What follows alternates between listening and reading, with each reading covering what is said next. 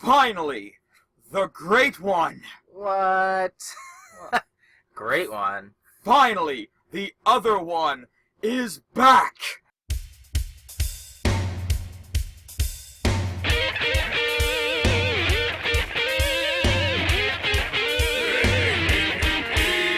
Yes, you are. Woo! Yes, you are.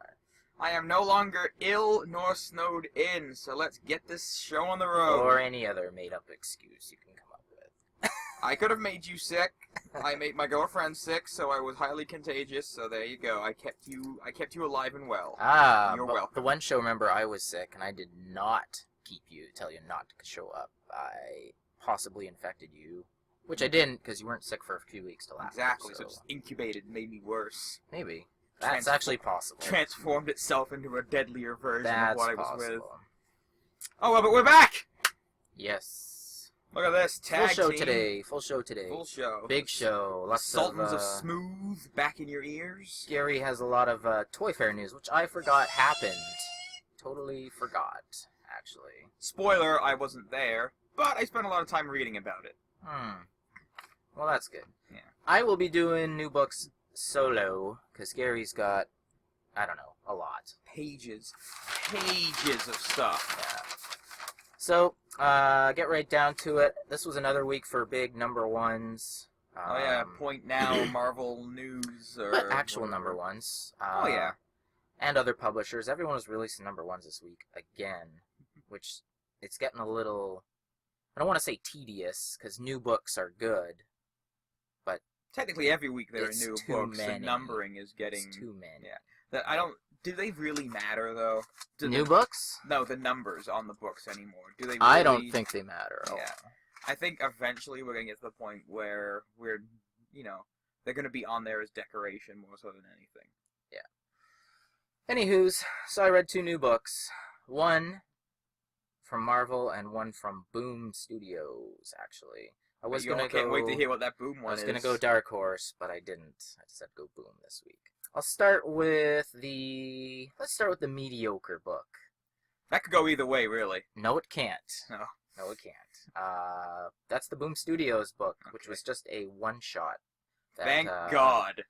It sort of ties into the new Robocop movie. It's called Robocop Memento Mori. But it could also tie into the older one. It could. Yes, it could, actually. Did you read it? No! So shut up. The only thing that shows that it actually does tie into the new movie is, the cover and the last page. That's it. The rest could just take place during the first movie. So it's a Robocop book without Robocop in it? Yep. That's pretty awesome. Much. It's, whoever you want to call him. What was his real name? I want to say Peter Weller. Alex Murphy. Alex Murphy's played by Peter Weller. Yeah. So Alex Murphy is laying on the table, about to get operated on. So all it is basically a trip through his memory / unconsciousness / whatever. That's the whole issue. So it's just like him going around and saving whoever and confronting his Robocop self. And, yeah, it was... So, basically what we can surmise from this story is that the design, the entire character development of the Robocop in the new movie is so bad, they didn't decide to put it in the comic book before the movie. That's possible. Excellent. Or it's just showing other facets of his multi-layered personality. Yeah, I'm sure Alex Murphy's got some really deep layers and multi-facets of his character in this big budget, glossed over corporate shill of a Robocop like I movie. said, you could easily substitute it into the first one, because they didn't really do too much in that one either, if you recall. They did, actually. There's a lot of stuff going on in that movie. Whatever. That's a whole nother whatever. Anywho, it was a mediocre issue. I don't mind the writer, Frank J. Barbier. He does a great job on Five Ghosts and a bunch of other titles. But, this one, meh. I give it a 2.5 out of 5. That's being very generous. I was just not fully or wholly entertained. So that should be the bullet point on the new movie. You haven't seen the new movie. I don't want to. It looks so stupid. Prejudging as always. Yeah. Yeah, in this case, rightfully bloody so. I Why don't does know. he have a human hand? Why does he use a taser? Why not? Tasers are useful. They're helpful. I could tase you right now. Ah! That'd help me. Nothing saying you just didn't. Audience, help. So, second book from Marvel was actually fantastic. It's got New Warriors #1 by Christopher Yost. Ooh. He doesn't do too many comics nowadays. He was doing Scarlet Spider before they canceled that. But he works on the Marvel movies like Thor 2 and pretty much all of them in some function or capacity. Anywho, yeah, he also did that reinvention of X-Force as that covert strike team, the Yeah, Black he Ops did. team. So he gave us that, which was quite the awesomeness. Anyways, he writes the first issue. Well, he's writing the whole series, I guess. But the first issue was great. It gives us Justice and Speedball. They're just doing their thing. And When did Speedball turn back into Speedball? that was a while back. Yeah. Years ago, yeah. I know he was Penance for a while. I'm not sure what Yes, he happened to him to was. kick him back into his... I'm pretty sure he just got tired of it. He looks a Something lot like younger that. now, though. Like, he looked older when he was Well, Penance. because he was all scarred up, and it was a mature reader's book, Yeah. sort of. Maybe when he was in So- Thunderbolts, and he looked Yeah. physically older. Now he looks back He's to... the same. He's yeah. just different artists, right? Yeah. Drawn by Marcus Toe, speaking of art, who's fantastic. Great book, great artist. We got a new Namora, but she's got a different first name. Can't remember it off the top of my head. But she looks pretty sweet. Namorita? No, that's a totally different I know. character. Scarlet Spider is going to be joining the team. The new Nova is going to be joining the team. Some new guy on the cover. They didn't go introduce him at all in the first issue, so I guess he'll eventually join the team. Two other new characters. Sun Girl, that's it. Hummingbird. Hummingbird looks awesome. She's like this sort of deity or something, so that should play out kind of cool. As far as looks go, I gotta say that Justice's costume is still one of my favorites in any comic book. Really? Because he looks like an old school hero. There are so few Marvel characters That's true. that have like that, they're a good guy look yeah. and wear capes. Like, That's true. name me 5 Marvel guys that wear capes. Thor, Justice, Blue Marvel at a stretch. Not anymore. He just wears No? his street clothes, basically. Okay. Kind of like Luke Cage. So we're back to 2. You can't count Doctor Doom because that's a cloak. And he's a villain. Doctor Strange. Doesn't wear it anymore, I guess. He does. Oh, yeah, he does. So I'm at 3. Magneto, villain-esque.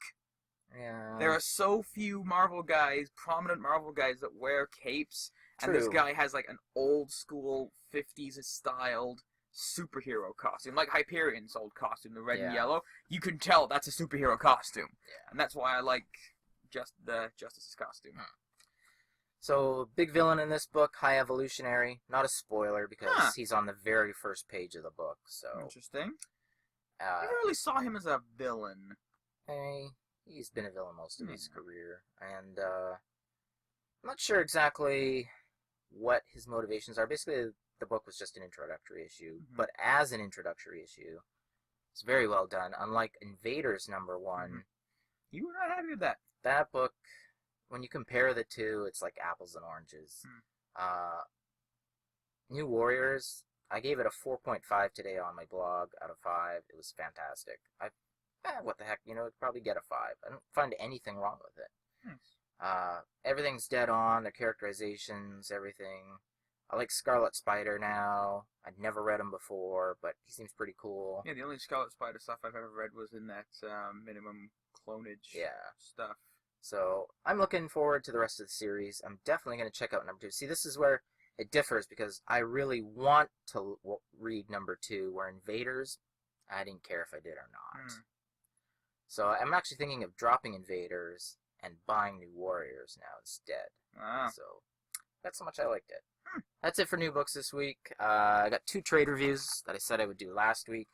First one is Supurbia, Volume 3. I think I've talked about it on this show before. I think so, yeah. I don't recall. Maybe it was Volume 2.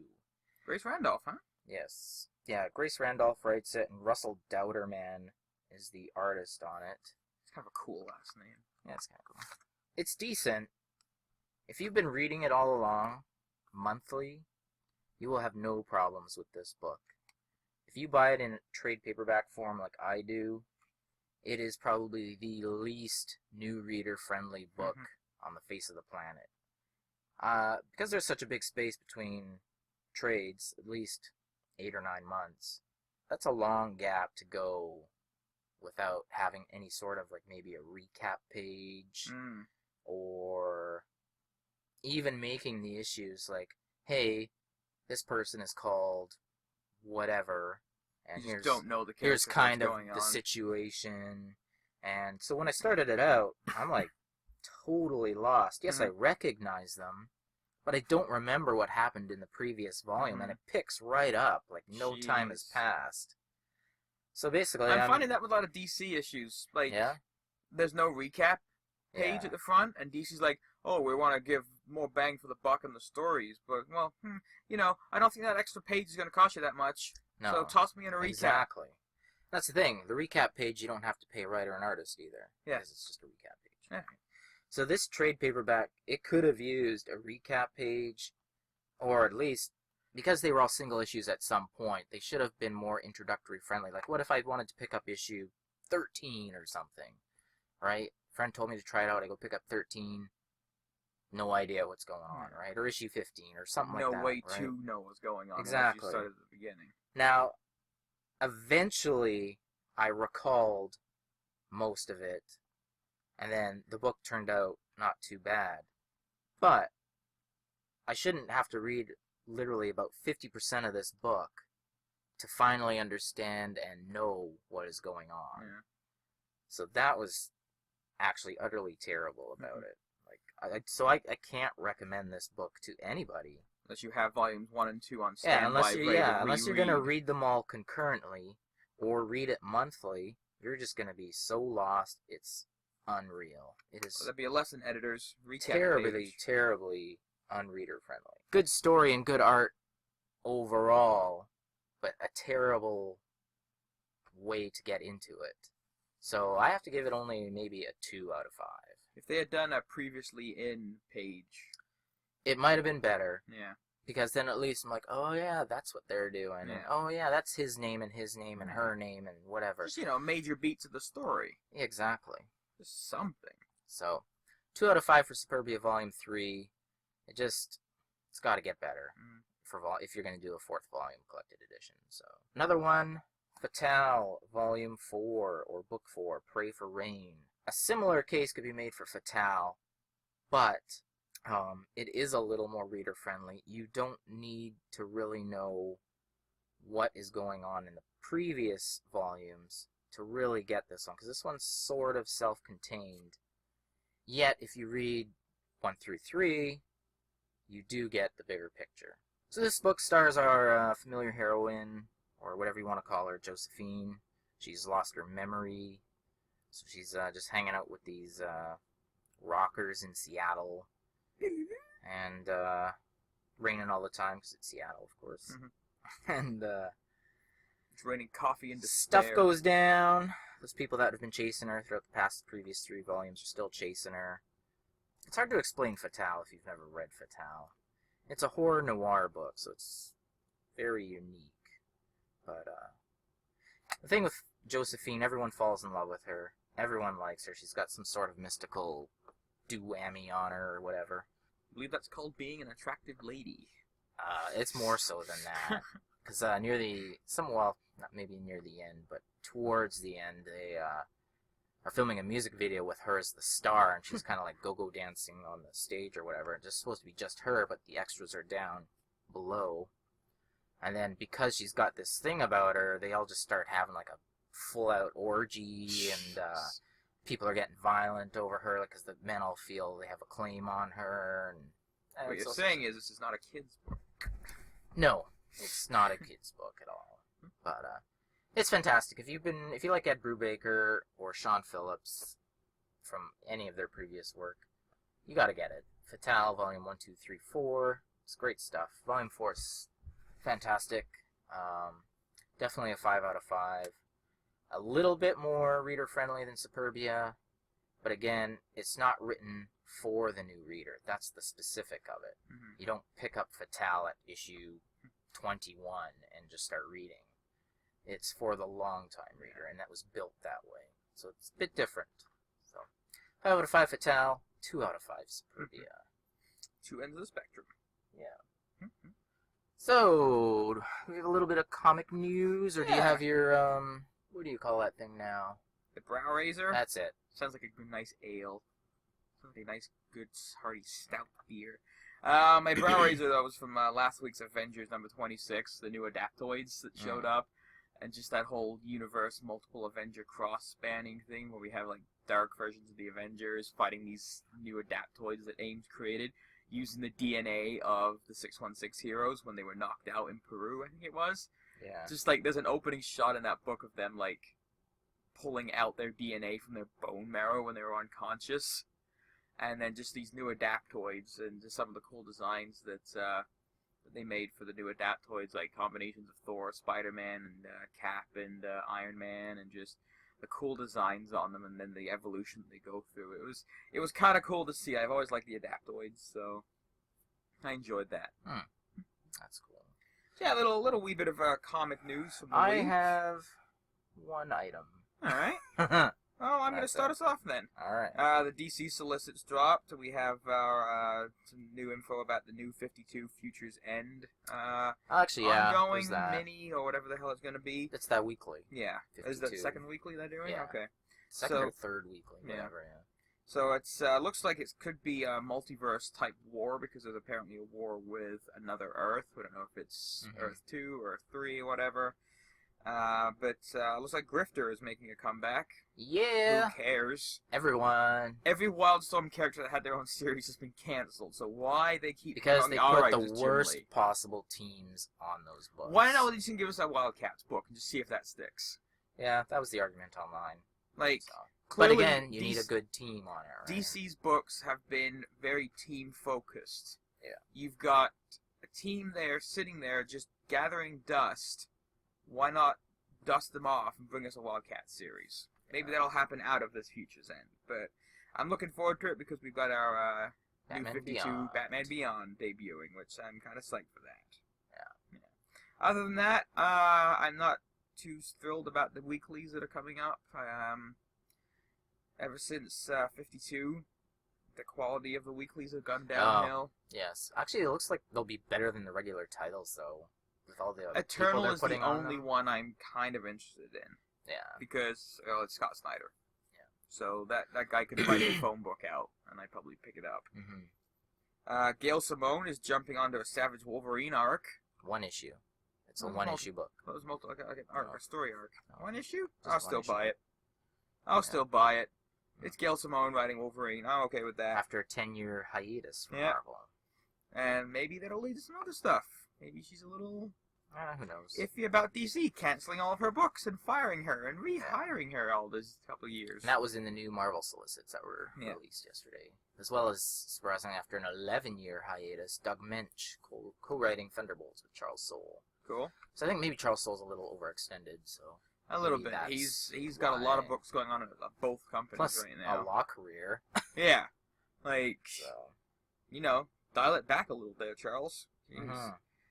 The second of our, I guess you could say, the Big Smart Idea books from DC is canceled, with the Movement being canceled. Oh, yeah. So the 99%, 1% books are now dead at DC. Written by Gail Simone.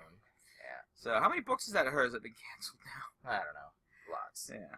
But, I don't know. I mean, the whole idea and the concept behind those two books was kind of interesting. They just never got a footing. It's like, Team 7 was an interesting book. That Army Men book back at the launch of the New 52, interesting team book, never got a footing. So, I mean, they're trying, but they're not letting it go long. So they'll just replace them with another Aquaman team book or a Batman book or something. And DC also renewed their trademark on Batman Shadow of the Bats, that wonderful series from back in the 90s. That actually lasted into the 2000s, I think. Yep.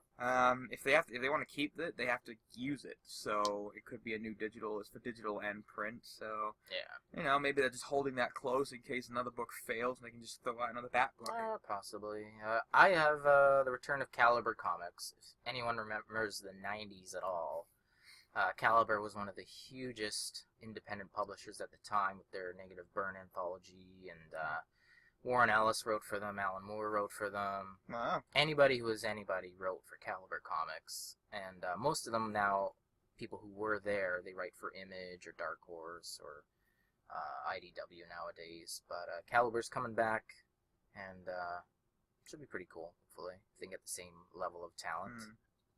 So, I'm excited. Yeah, not a ton of comic news, but a little bits here and there. The Solicits also had some stuff about Original Sin from Marvel, as well as Sterling returning to do a Thanos annual. Yeah. With the Infinity Gauntlet artist, which is kind of cool. Yeah. But I'm looking forward to Original Sin.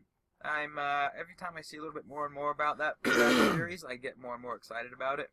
I think it could be an interesting little murder mystery style. We'll see what happens. Yeah. Plus Nick Fury. Yep, The original real Nick Fury. Real Nick Fury. Yes. Got a little bit of video game news. The best news of the week. Is it? The Stick of Truth, the South Park game, has gone gold. Yeah. So it's actually coming out. Eh. It's been delayed for so long, but it's finally coming out. Yay! No one really likes South Park. Everyone loves South Park. I don't like South Park. Proves my point. There's a new Transformers game coming out. Oh, God. The last two were really solid games from High Moon Studios. Isn't this the Dinobots one again? No. Oh. This one, the last one had Dinobots, but it was set on Cybertron. It was War of and Battle or whatever they were called. They were solid little shooter games. I had some problems and issues with them, but they were good, solid games. This one merges that universe with the Bayformers universe, and not done by High Moon Studios. So, way to ruin it. Great job, folks. Good job. Way to just hammer out a crappy tie. It actually is a sequel to the last two games, and also a sequel to the movie. So you've got tie-in game, sequel to the movie, not done by the studio that made them, and slamming games together. This is going to go well. I think this could be on a lot of people's shit lists for the year. That's possible. Capcom put out a new Strider game this week. As a demo up on, I think, all the platforms. PS4, PS3, Xbox, Xbone. Yeah. So, it looks, I've downloaded the demo, played it a little bit. It's very, very classic-y Strider. So, kind of a good game. $15 if people are interested. Might be worth a pick up, especially if you have one of the current gen consoles. And they're current gen, people. Yeah. They're not next gen. They're current gen. PS4, Xbox One. Current gen. Get it right. If you're looking for something to play on those systems that you dropped quite a bit of money on, $15 investment for a pretty decent retro classic-inspired game. Not a bad deal for you. Some news coming out of Sony for their kind of third-person shooter game coming out this year called The Order. It's no multiplayer. So in this day and age, to come right out and say our game has no multiplayer, focusing heavily on a single-player story, kind of a ballsy decision, actually. Yeah. And the game runs at 30 frames a second, which is they're not trying to push it to 60. And people are like, oh, it should be 60, next gen technology. Again, current. But, they wanna go for a look in this game, so they're aiming for a solidly smooth, consistent 30 frames, which I would much rather have than a 60, 52, 48, 20, 60. I'd rather have a consistently smooth frame rate for the entire game. So I'm looking forward to The Order. It's like third-person action-adventure shooter set in an alternate London with steampunk engineers and some mythical creatures and stuff. So I'm looking forward to that. Sounds good.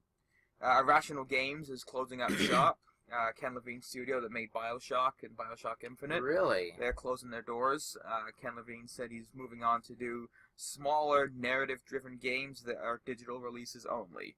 So, read into that what you will. Actually, funny enough you mentioned that. I read an article, I think it was last week, on how big game manufacturers and developers are getting their little panties in a knot right now because they're scared. Because not as many people... I mean, people are still dropping cash for games and stuff. I mean, look at Grand Theft Auto and Yeah. all that. I mean, people are still dropping coin. But because of the handheld portable device market, such as phones and tablets and whatever, and like successive games like Flappy Bird and Angry Birds and all that stuff,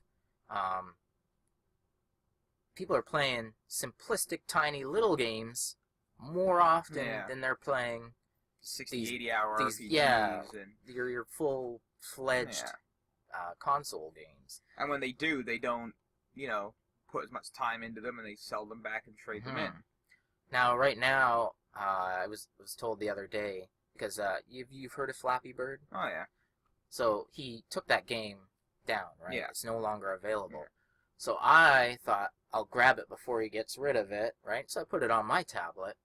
I guess a tablet, if you can find one wherever online or whatever and sell it, they're going for $10,000 right now for a tablet with Flappy Bird on it. Yeah, it's insane. I'm thinking of selling one. I can just get a new one. Or 10 new ones. Yeah. And a car. Yeah. I know. So, people are selling them on eBay. It's insane. Yeah, so that's kind of cool. Kind of crazy. And you look at the development costs of these smaller They're games. They're basically nothing. So you can make them in a weekend if you're a good developer or a good programmer. As long as it's an addictive... Yeah. Like, that was the thing with that game. It was addictive, it was skill-based, and it's easily shareable. Mm-hmm. You get a game like Final Fantasy Lightning Returns, which is a ludicrously bombastic, overblown crap idea of a game that took 5, 6, 7 years to develop, millions and millions of dollars, and just isn't a good game. And you've got these publishers that dump this money into it, and they're never going to see that money back on this game. Ever. So, with a studio like Irrational Games is closing up, BioShock and BioShock Infinite are fantastic games. But publishers want more money back than they ever get. So, and they're coming to the realization, I think, as you said, with how games are consumed now by people, they're not especially needed in the process. Yeah. Like, if you can get a game out and made through whatever channels you can now, you don't need someone to publish it. You do it yourself. And I think the business models that they're going by need to change. I also had the Titanfall beta, so we're going to talk about... I didn't get into it, so I can't even talk about it. It looks good. A couple of my friends, I think, have tried it.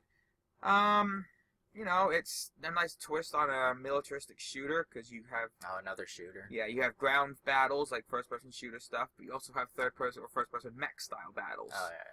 So, only multiplayer is coming out later this year for Xbox systems and PC. No way my PC can run it, so if I do get an Xbox One by then, I might try it. But, again, bang-bang pew-pew shooters. Yeah. I'm kind of looking for something a little bit different for the last little while. Yeah. Status quo. Speaking of something a little different, which I'm kind of looking forward to, and I hope they get the money to do it. The guys that make Rock Band, Harmonix, they're put out a concept video. It's all concept, so it's not actual gameplay. It's a first-person shooter, but it's music-based. So your guns fire music. Like notes and stuff? Or sounds, and it manipulates and changes the environment as you play, so the terrain alters, and your guns fire music and notes or your bullets type of thing, and no idea how it would play. It's just a concept right now, but, that's kind of a cool idea. Yeah, you got to innovate to stay relevant. Yeah, exactly. So. And it doesn't look like it would be a huge budget game, so it would be something that if Harmonix could do, they could probably put out and self-publish on the PC, and it would be kind of a neat game. And now the news everyone came for. What? Toy Fair! Everyone? New York Toy Fair! Well, I came for, right? I love New York Toy Fair. Alright, there's a lot. Good. There's a lot. Don't drag it out. Yeah. DC kind of blew the doors off before the show even started with some of their release. Yeah, but 2 days before the show even started, they basically just said, here's what we're bringing to the show. There's going to be a second Craig Capallo designer series of figures. They're really good. Batman in this big Thrasher armor that he used to fight the Court of Owls is getting a figure. The Red Hood is getting a figure, and the swappable heads, so you get the actual Red Hood and one of his goons. So thanks, DC. Now you're making me buy 2 of them. You jerks. Kind of funny. We're getting a Freeze and a Catwoman. So people who didn't buy the box set needed a Catwoman figure. You now have an opportunity. Yeah, why force your customers to buy a box set? It's not nice. No, not at all. There's also some Infinite Crisis figures coming out, not based upon the series, the book, based upon the new video game. They're not in scale with the rest, they're a little bigger. They look kind of neat, so just like the alternate versions, Steampunk Batman, Poison Ivy, Pajama Party Harley Quinn, which is kind of funny. We're getting Son of Batman figures from that new DC animated movie. Getting Nightwing, Damian, and a Batman, I think Deathstroke as well, who wasn't showed off. A couple of new 52 figures. We're getting a Batgirl and a Supergirl. That's They cool. look fantastic, so they're going to go really great with that Huntress Power Girl 2-pack that was recently announced. Yeah. So that's fantastic. And there's actually a second Nightwing figure they're making. Red or blue or different color? No, maybe? the red and black costume like he's in the new 52. Yeah. But we're also getting a Nightwing in the first Greg Capullo designer series, so there's going to be 2 Nightwing figures out. A little odd that Nightwing gets 2 figures, but Well, I heard he's supposed to be had something big in store for him. Maybe they're so going to who push knows? for him. Yeah. They also announced these little the little Gotham figures from the little Gotham series. They are adorably cute. Like Damian, the 2 baseball bats that he's wielding, and Batman with his little stubby legs and head look great. Yeah. The 2 biggest things they put out, they showed off, was animated series figures from Batman, New Adventures of Batman, and the animated series Catwoman. They're 6-inch scale figures with some articulation that they look just squared right out of the TV series, and they look fantastic. There's also going to be a Two-Face and a Mr. Freeze. They didn't show them off, but they're going to be animated style, so 6-inch animated series figures with good articulation. That's cool. Alright, I'm buying all of them. Marvel Universe figures from Hasbro showed off a couple of new figures. Death's Head, going to be a bit larger of a figure. Deathlock, Whirlwind, Red She-Hulk, and an Ares. Surprisingly, I wouldn't mind getting a Red She-Hulk figure. Yeah. I wouldn't mind. A few reissues, so if you did pick up a couple of the other figures that came out a year or so ago, they're going to be kind of filling the case assortments out with them. Hasbro's Transformers line had some cool announcements. A lot of them this year are heavy push for the new movie, so who gives a shit? They all look like garbage, except there's a G1 style Optimus Prime in there that you look at it and you think to yourself, why the hell wasn't this the design of Optimus Prime in the beginning? Stub nose trailer looks fine. What the hell? The biggest thing was a leader class Jetfire from the new series that they're doing. It looks fantastic. Has 2 different heads, the old Macross style and the classic Jetfire Skyfire style head. That's cool. So they've actually come to a point where they realize that a lot of the figures are too complicated for kids to transform. Yeah, there's tons of little parts on them now. So they're actually splitting the lines between, you know, the fan collectors that are going to be the complex, multifaceted pieces, and the kid-friendly lines. So, you know, nice piece of self-awareness from Hasbro, which you don't really see from a lot of big companies. So that's kind of a nice thing they showed off. That's cool. Big thing, one of the best things I saw from the show was the Guardians of the Galaxy Marvel Legends figures. We're getting the core team, so Gamora, Drax, Star-Lord. Actually, I don't like that Rocket's as big as the other ones. He's not. He's small. No, they have the photos all side by side, and he's literally in scale, it looks like. Well, yeah, he's in scale, but he's No. I mean, sorry, I didn't mean in scale. I mean, like... No, if they're all 6 inch, he's 6 inch. No, he's small. Maybe they did blow the photo up, is that why? I get the same shot from the trailer there. He's definitely like half their size. That's why he comes with the biggest Build-A-Figure part of Groot. He comes with the head and the torso, just to fill out his package. They look great. The Gamora, female figures are always weird translations into plastic. Star-Lord does come with his masked helmet head version and headphones for his Walkman, which is cool. The other 2 figures they did announce at the show, what they didn't show on the preview, was comic-styled versions of the Space Armor Iron Man when he joined the Guardians. What's the point? It's a quick retooling, and it's an Iron Man figure. It sells figures, it sells toys, makes money, gives us a chance to make a Nova figure. Like Nova Prime Richie Rider. So, yes. The Nova figure we got from Toy Biz, or wherever they can, Toy Biz or Hasbro a few years back, garbage. This one is full-on Nova Prime. So, you make an Iron Man figure to get me a Nova Prime, sure thing. And based upon how great these figures look, I'm going to buy the whole set to build Groot and have the full Guardians. So, kind of happy about that. There's also a 2.5-inch figure line that's coming out with the Guardians branding, and they're vehicle-specific. So they're little 2.5-inch figures that go in the vehicles, like the Milano and Rocket's ship, so that's kind of a neat little thing to see. That's cool. Rocket's getting a huge push in these, like as Yeah. as Rocket versions of everything. Mhm. Little plushes, little guns firing models that jump around and have dialogue, so that's kind of funny. Yeah. The Star Wars Black Series got some great new additions to the lineup. A new Vader figure with a 2-piece removable mask. Fabric capes, which I'm not a fabric cape guy, but I like fabric capes. I like Way molded better. capes. No. I like molded capes are my favorite. Then wire posable capes that are fabric. Then regular fabric. That's my Why? Why plastic though? I don't get it. because you can you have them molded and sculpted to look awesome, not just hanging there flat. I guess in some cases it works, but in Yeah. others I don't. If they're think so. done well, they look way better than fabrics. So there's the new Vader, and the Black Series has got all the articulation and posability, so the series is fantastic. We're getting a Return of the Jedi Luke with different like chest piece options, so you can have like the flap open on his chest cloak thing. Maybe a cloak as well, maybe, fingers crossed, but it won't be hard to put the Darth Maul cloak on him. We've also got a new Clone Trooper re-release, a new Clone Trooper version. The Stormtrooper's coming out soon. We're getting a Chewie, we're getting the Sand Trooper with a different pauldron color, and a Speeder Bike Scout and Bike in scale, as well as a Jabba the Hutt with a movable mouth.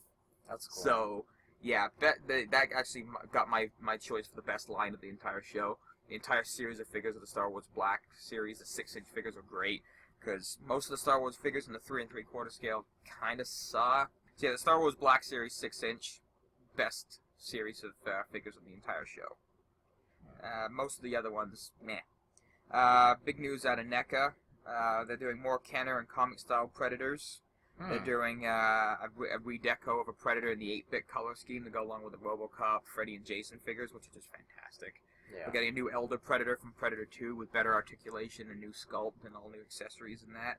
And they're also doing an in-scale vehicle for their Predator figures. It's a redo of the old Kenner Blade Fighter from back in the 90s. The thing's massive. It's got to be like 1.5 feet, 2 feet long. This thing's huge. Cool.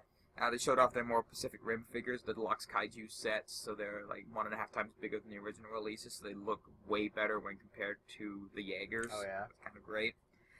We've got announcements of some Alien figures. We're getting a Dallas with the actor's likeness. Kane, again, not signing off on his likeness rights, so it's the face-hugged version of Kane. That's why there's never been a figure of Kane with... Why don't they just change his nose or something? Because then people will be like, why is it not him? Yeah, I guess So, I can't remember the actor's name, played the War Doctor. John Hurt. Won't sign off on likeness rights, apparently, but there's a War Doctor figure, so I don't know what the hell's going on. But, so yeah, face-hugged version. We're getting a Bishop as well from Aliens. That's cool. A Dog Alien from Alien 3. And a Power Loader from Aliens. Here's the kicker. After the show, NECA announced they had finally secured the rights for Sigourney Weaver's likeness. Really? So we're getting 2 different Ellen Ripleys. We're getting an Ellen Ripley from Alien in her Nostromo suit, and as well as an Aliens version where she will go in the Power Loader. So these are the first Sigourney Weaver likeness figures we've ever had. And that was my news of the show, that we're getting... She could probably use some Sigourney cash, Weaver because she's not in a lot of films these days. I think she made some nice bank off Avatar. That's right. And the sequels. If they ever come out. Yeah, that's Not showing in 4K. Shooting in 4K. Yay, 4K Blue Elves. Awesome. But yeah, so that was my best news of the show. We're getting Ellen Ripley figures finally. Really? NECA showed off their Godzilla '94 version at the show. The '85 and the new version were kind of under wraps still. But 12-inch figure, 24-point articulation, looks great. It's a kick-ass Godzilla figure.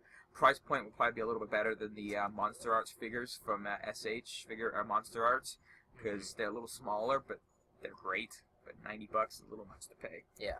And they also showed off their 18-inch Heath Ledger figure from Joker from Dark Knight. Who cares? Looks great. It looks fantastic. It would be really cool to have that side by side with the Michael Keaton Batman. I guess if it matches up, yeah. Yeah, because it's kind of hard to find Jack Nicholson one and the Michael Keaton one in the Hot Toys version, because it's so expensive. Yeah. Funko had a big show. They were kind of leading the way with news that we wanted to see going into the show. Their reaction figures, these 70s-inspired 3 3/4-inch figures. Basically, any TV show or movie you can think of, they're going to have figures based on it. Freddy, Jason, Terminator, Aliens, Back to the Future, Nightmare Before Christmas, Goonies, Firefly, Buffy, Pulp Fiction, just everything. They look awesome. Yeah, they do. They look cool if you're into that. They're very retro-styled 70s, old-school Star Wars-style figures. If you're a fan of those styles or collected them when you were younger, it's a great thing to have. Not my cup of tea, but for other collectors out there, it's a great thing. I'm looking into getting a bunch of them. Yeah. And at $10 US a piece. Exactly. The price point, like, I've paid like $25 for a Marvel Legend figure in the last couple of weeks. Sometimes a little more. Yeah. So for $10 a figure, you can get a nice little collection of series that you like. Exactly. And it's nice to Plus, see them. stuff that's never been. Is it Goonies figures? Yeah. You can get a whole set of Goonies for different Back to the Future of $50 Marty maybe? McFly in different costumes. Doc Brown. Yeah, that's really cool. It's pretty neat. The ones I was looking forward to the most was the Legacy series from Funko. They actually dropped Game of Thrones figures before the show at Barnes & Nobles in the States. So they had Series 1, which was Daenerys, Tyrion, there was, I think Jon Snow and Ned Stark, and one other one, the Hound. They Star Wars Black-styled series figures, 6-inch scale, lots of articulation. Ned comes with 2 different swords, like he comes with ice and his regular sword. Daenerys comes with one of her dragons. So they showed off those in full, as well as a second series. You know, a lot of the heavy hitters. We're going to get a Brienne, we're getting a Jaime, another Daenerys in her Khaleesi costume, like the blue dress thing, another Tyrion, and they look fantastic. They look really good figures. They're great, and I want them to get up here as quick as they can because as much as the Dark Horse figures, the Staction figures, their little articulation, I just don't like them. Because I want to be able to pose them. They're gonna be hot sellers. Yeah, and they're gonna be hard to find. And I did map out the closest Barnes and Noble, but I didn't actually drive there. So I will, because I didn't want to risk them not having them, and that was a waste of gas money. You might just have to like Amazon a set or eBay a set. And that's the thing. These are a series of figures that I would get a set of. Yeah. Because they're so good. And the other Legacy series of figures that they did show off at the show was listed the Game of Thrones. They showed off Fantastic Mr. Fox figures, as well as Magic the Gathering Planeswalkers. Oh, yeah. And they looked great. They had Jace and Garrock and Johnny. They looked really solid. If you're a fan of Magic, they're great. If you're a fan of fantasy-style figures, they're great. A couple of them, I don't play black decks. I don't play too many straight fire decks.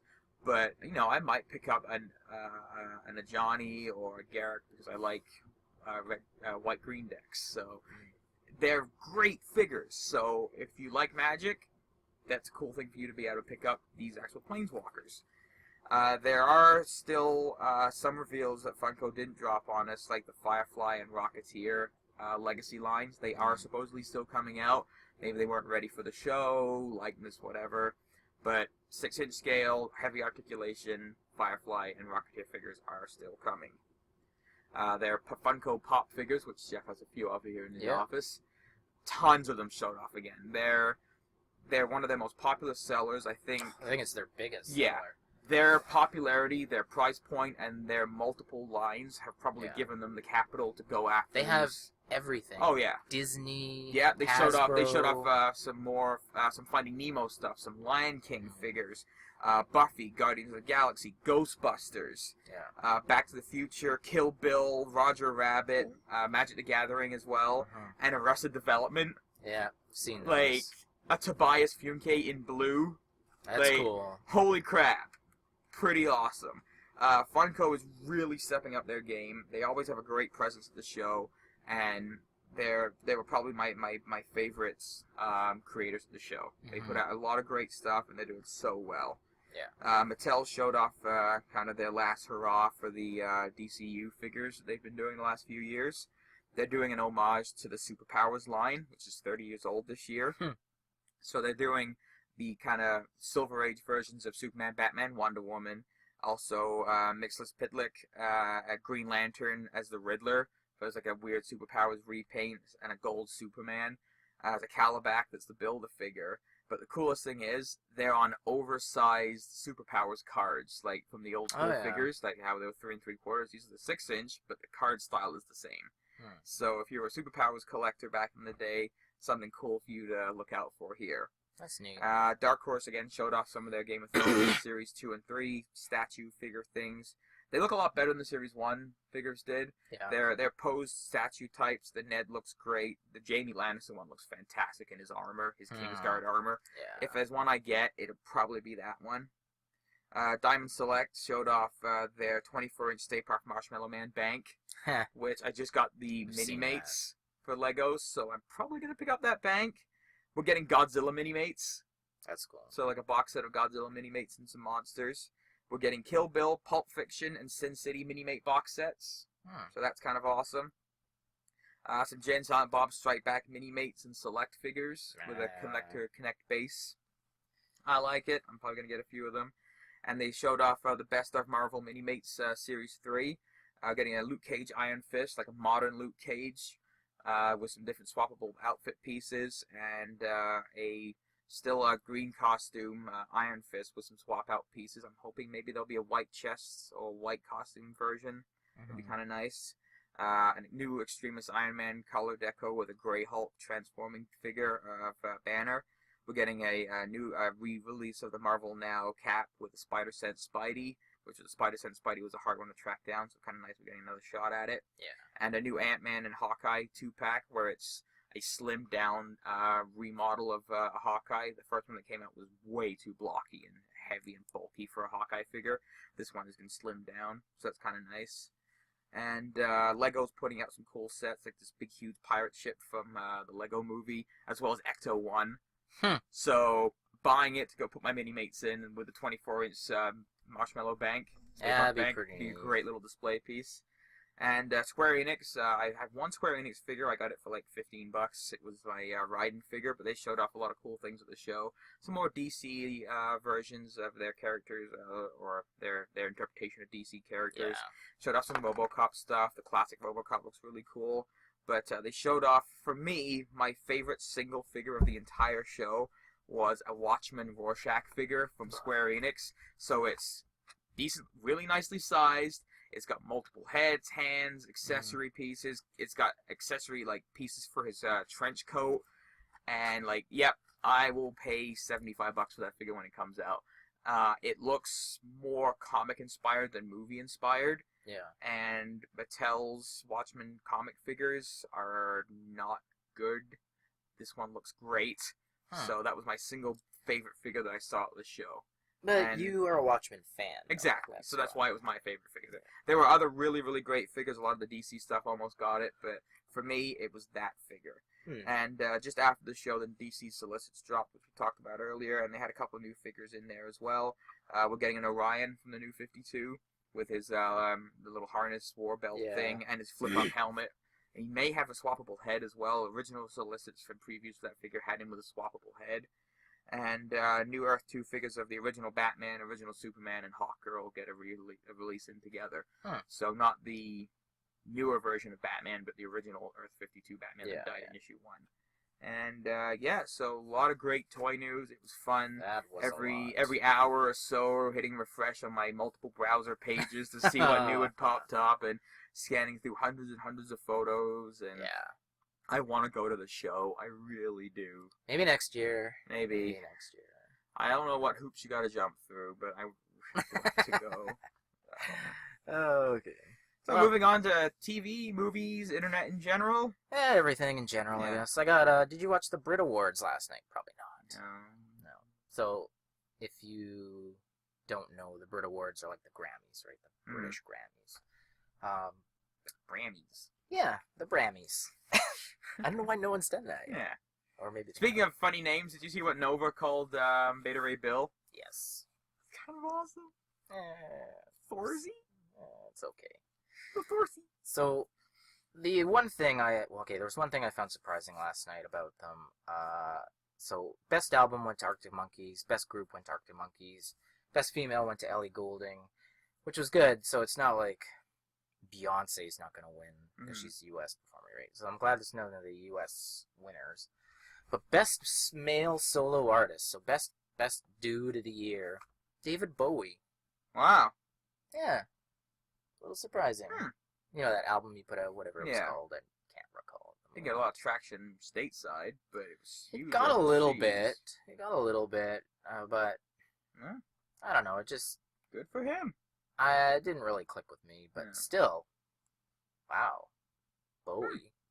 That was surprising Kind of cool. because there was a lot of big names this Yeah. year that got mentioned and stuff, and a lot of big albums. So I'm surprised that Bowie got it. But whatever. Maybe it's they can coax him out to do a show or Yeah. something, and whatever.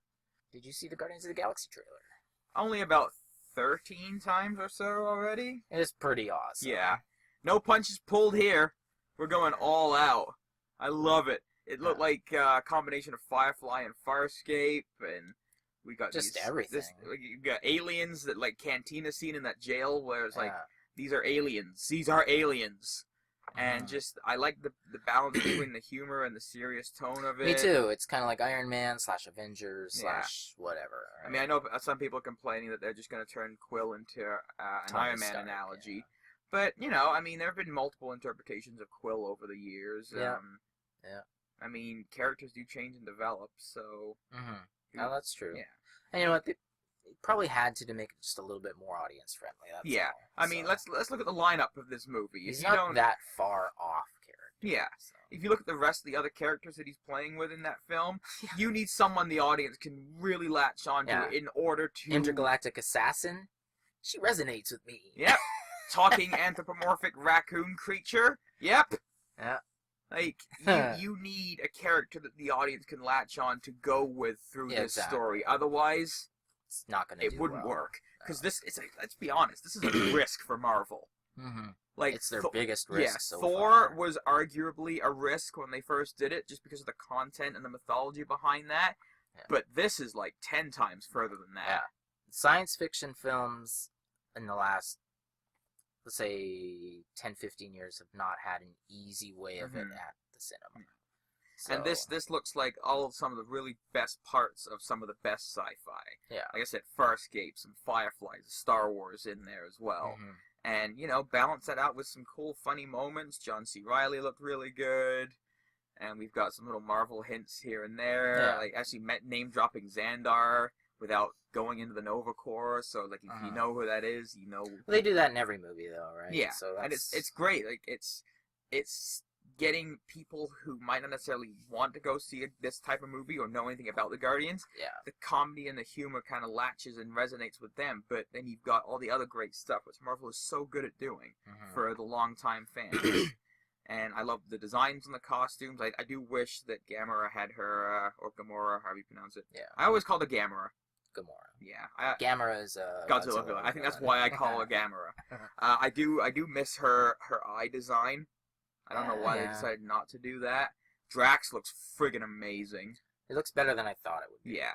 Interesting story, twists and turns with him, how his character actually is as opposed to the comic book version. But if it sticks and works, it's going to be great.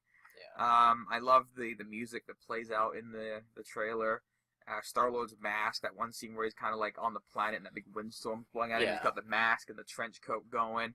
Looks great. The ships look fantastic. The bit with Ronan lifting Drax up. Yeah. That's the movie I just can't wait to see. I'll probably see it more than once in theaters. Like, it's just... I was so looking forward to Captain America based upon the first couple of trailers. I think Guardians is now my most looked forward to. Oh, yeah. Easily. For me, yeah. And the bit, there was a description, like a little kind of synopsis of the story that came out before the trailer that almost made me fall out of my chair when I read one little word in there. They're actually going to go to nowhere. Yeah.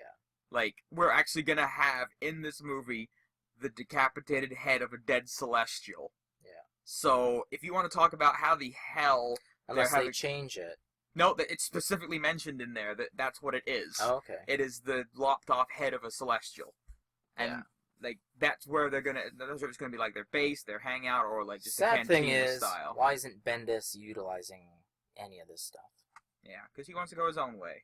Yeah, and you know what? His way's not as good. No, so, it's not Abnett and Lanning stuff. Yeah. So speaking of science fiction, have you been keeping up with Helix? No. I'm watching House of Cards, actually. So as everyone does or does not know, Helix is from the makers of the most recent incarnation of Battlestar Galactica. Of the 2 incarnations of Battlestar Galactica, Yeah, exactly. it is the best. So, here's an update for you. Are they still in Antarctica? Still boring. Is there still that one guy plowing the ring around the base? No. Oh, no! What happened to him? I don't think so. I don't know. No! It's just, it's the same thing every week, rehashed and rehashed and rehashed. It's so repetitive. It's almost as if you lock characters into a single isolated location, you can't actually tell a dramatic story if they don't go anywhere. Let's say on this week's episode, did you kill her? No, I killed her. Is she dead? Yes, she's dead. Then the next week episode, did you kill him? No, I killed him. Is he dead? Yes, he's dead. But she's back alive. What? He's alive? No, she's alive. They're both alive? Like, it's just the same thing.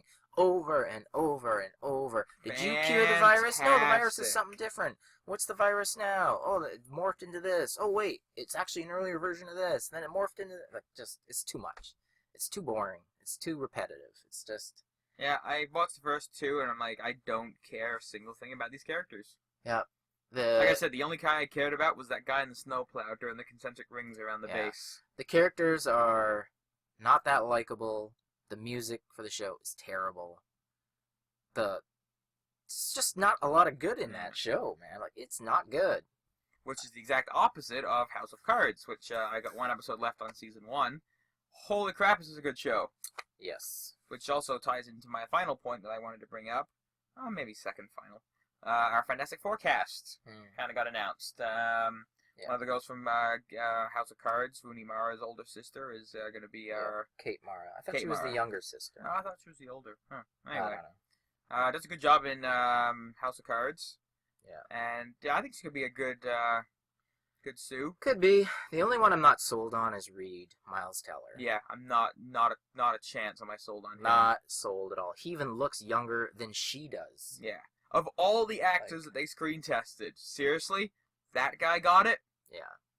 Like, we obviously know that they're gonna mocap things. So I mean, just Michael B. Jordan is the guy's name for Johnny. Yeah, I don't mind that. I don't mind that. I'm gonna be fine with it. He did a great job in Chronicle. Yeah. Now that's my thing. People are saying they're gonna Chronicle. The guy that did Chronicle, Josh Trank, is gonna do a great job on this. Let's also mention that Max Landis also had a lot to do with what was so great about Chronicle. Yeah. And Landis isn't writing this. Yeah. So Trank gets part of the credit for Chronicle, but Landis also had a damn lot to do with that movie. Mm-hmm. And I think this is going to be a big challenge for him, for Trank, during this movie. Yeah. I don't know. It's such a young cast. We'll just have to wait and see. And I know that they want to sign them on for long term, but you know, the Fantastic Four, they're not supposed to be. I don't like them being the young type. Yeah. I mean, if they're gonna do the story where they're the first time out young adventurers, it could work. Mm-hmm. But I don't know. Well, that's what it is all the time. Wait and see. That's all I can do. I just can't wait for the race wars to start over the casting. It's gonna be great. I think it'll be fine. I think pretty much everyone's over that. Yeah, because the Perry White thing worked out so well when they cast him. Great actor, and they just start losing their shit over it. Yeah. Avengers 2 started filming, so we're officially on the ball now with Avengers 2 coming out. Yeah. Can't wait to see what Cap's costume looks like. Hopefully Joss Whedon does change it. I heard it was going to be a newer version. Good. So. Excellent. And we're possibly a couple weeks away from our new Batman costume. Speaking of Bat costumes. No everyone and their brother has seen the costume in Hollywood, and Zack Snyder apparently wants to capitalize on that before his film starts. Before it leaks. Yeah, exactly. Which, same thing they did with Superman. Mm-hmm. They released that promo shot, and, you know, it'd be so great if the first shot of Batman is just, like, his cape billowing in the cowl so you can't see the costume. It'd be kind of like, just, but I think Zack Snyder will show off the costume because, like, they don't want it spoiled. They don't want set pics and some guy with telephoto lenses. It's just part of the business now. But alright, well, I got one final thing. Ooh. And it's about the perils of crime. There are no perils of crime. There are perils. Let this be a lesson unto you as soon as I, tell you the story. Be unto lessened. So I don't know, you might have noticed it and not even decided to click on it. But I did because I thought it was kind of humorous. So a woman down in the U.S. You know, it really doesn't actually make anything bigger. You shouldn't click on those links, Jeff.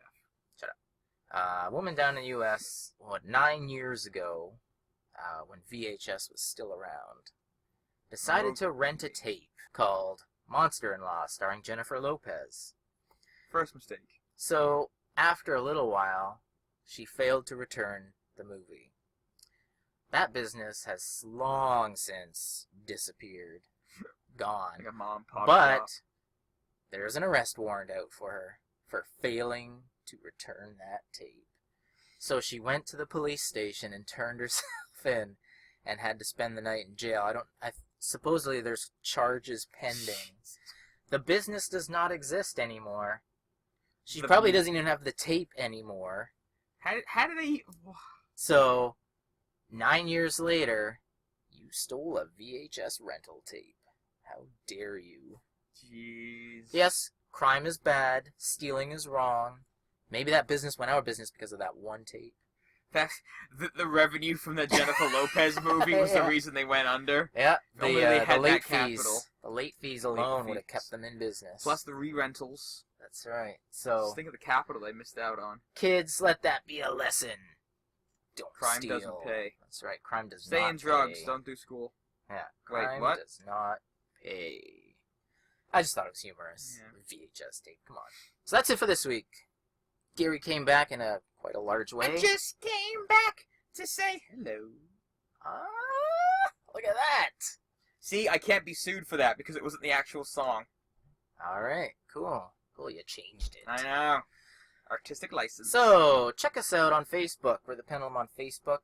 We've gotten a few new lovely members lately, so that's nice to see. Thank you, lovelies. Check us out on Twitter. Gary's the Wagnarok. I'm the Telltale Mind. You can find me at telltalemind.com. You can't find Gary anywhere because he never does anything. Oh, I do this. That is true. He does this. Shut up. I do daily postings. In fact, I do almost 3 a day now. So check it out. I'm going for quality, Jeff. So am I. I know. And yeah, so we do a lot of stuff. I'm And thinking we lead busy videos lives. because writing takes too long. I might just put a camera in front of my face and crack open a figure. Maybe that would actually be kind of neat. Yeah. So check us out next week. We'll be back with on-the-spot comic reviews, trade reviews. Who knows if we'll have any more toy news? That's all of it for the year. Yeah, probably a couple little video game things, and you know, our regular stuffs. Yeah, stuff So and things. that is us signing off.